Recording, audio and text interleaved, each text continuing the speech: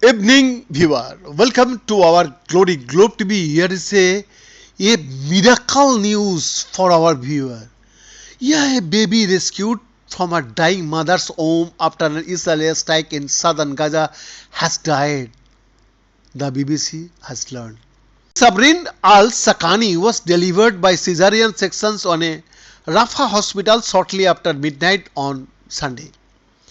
Amid chaotic scenes, doctors resuscitated the baby using a hand pump to push air into her lungs.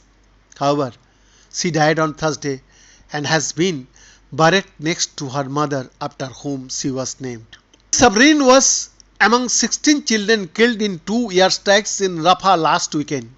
All were killed in a bombardment targeting the housing complex where they live. Israeli Defense Forces, that is called IDF, said they were targeting Hamas fighters and infrastructures.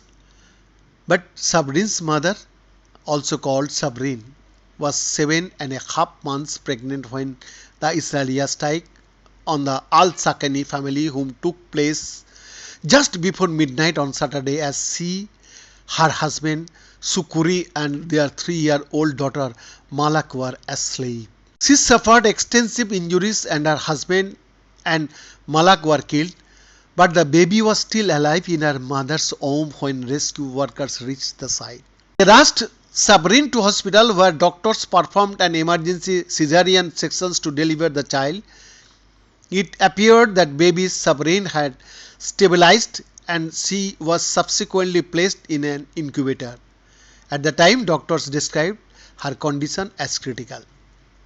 She weighed just 1.4 kgs when she was born and was in severe respiratory distress, which doctors said was because she had been born prematurely.